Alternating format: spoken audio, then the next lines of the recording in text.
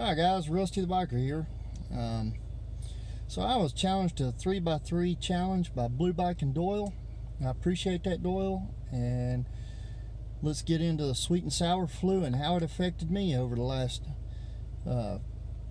few months, which has not been bad like Doyle had talked about, us being in a red state where we actually live in the same state, and it really didn't shut us down that much, and it was a very short time in comparison to some of these states. And but I'm a fairly social guy when I'm in my off time, so I would say that's probably the worst effect it had on me immediately when they did the shutdown, was not being able to go out and be part of the barfly scene that I normally hang out with pretty regular. And then so that was kind of interesting, because then the next effect of that was to find a workaround. So a lot of the barflies and people we hang out with typically went to somebody's house, and then we would throw a barbecue or something, which was also a lot of fun and probably saved a little money in the process. So yeah, more motorcycle parts. That's my attitude towards it anyways. And it was interesting the first couple times the police showed up and was like, y'all got to quiet down. I mean, so we're a little loud. You're not going to let us go out, so what else do you want us to do? They were cool about it, because we were sitting out in the middle of the yard around a fire, and we were social distancing, per se.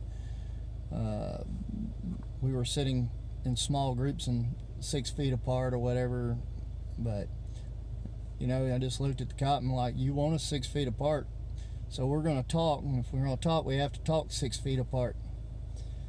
So I kind of threw it back at him. He's like, I understand. He's like, I hate to even have to come out here, but they gave us a shrug off and just told us to please quiet down and moved on. They actually laughed about it a couple times. I actually snapped a picture of one of the cops that came out, and he looked at me a little funny. But the third effect that really impacted me was traveling. I like to do long trips, and even in my short weekend or day trips, I even travel into other states, especially right here in the southeast. There's the opportunity where I live to hit 3 or 4 states right there in a corner of them. And the first time it affected me was we were on a ride, and it was just a day ride, and we ended up in North Carolina, and they had still had their restaurant shut down to curbside or delivery only. So we couldn't get nothing to eat that day until we got back into Georgia. And you know, so it pushed our meal a little later and made us a little grouchier.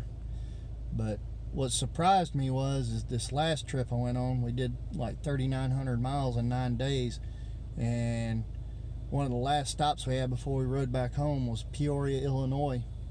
And Illinois to this day is still shut down. Their restaurants and bars are shut down. We ended up in our hotel, asked the guy, hey, where can we get a bite to eat? And he's like, well, there's Steak and Shake next door. And I'm like, you ain't got a little bar or something where we can sit down and have a couple drinks, decompress, have some food before we go to bed? And he's like, nope, all the bars still shut down. So we walk over to Steak and Shake expecting it to be just be able to go in and sit down and eat, and lo and behold, there's still dining room still shut down at this point. And it's like, wow, I wasn't gonna hop on the motorcycle and go ride through their drive-through to fumble around with a bag and drink and all that to ride back into the hotel to eat. So we ended up having to order pizza that night, which I'm trying to lose a little more of me. I've been trying to lose weight here lately, so I've been trying to eat a little better, and pizza's generally not on my spectrum of foods I can eat. Well, not that night. I ended up having to be very bad in my diet, and so yeah, it kind of affected me in a lot of different ways, but it wasn't too terribly bad, or still ain't too terribly bad. And matter of fact, that's where I'm going right now, is to have a couple adult beverages. I'm sitting in the parking lot waiting to go in. As far as people to ask to take this challenge, I'm gonna shoot for Easy Rider. I don't know that he's done it. I just seen he did the slow bike challenge, so he apparently is up to doing the challenges, so I'm gonna call Easy Rider out. And another one that I know watches my channel pretty frequently is Ozarks HD Riders, so I'm gonna call him out for it too. I think he's got a good personality and probably would enjoy the challenge as well. And then last but not least here, I'm gonna call out Wild One Adventures, shall I say. And he's got a great personality too. He seems like he's going through a little bit of difficulty in life, but maybe he'd be interested in sharing a little bit more of himself and how these things affect him as well, and maybe he'll get a little kick out of it. Anyways, guys, if you like and subscribe to me, please do. It helps my channel. Obviously, I'm very low on the subscriber list, but hit those like buttons and definitely recommend me if you wouldn't mind. I definitely appreciate it. Rusty, and we'll talk to you next time.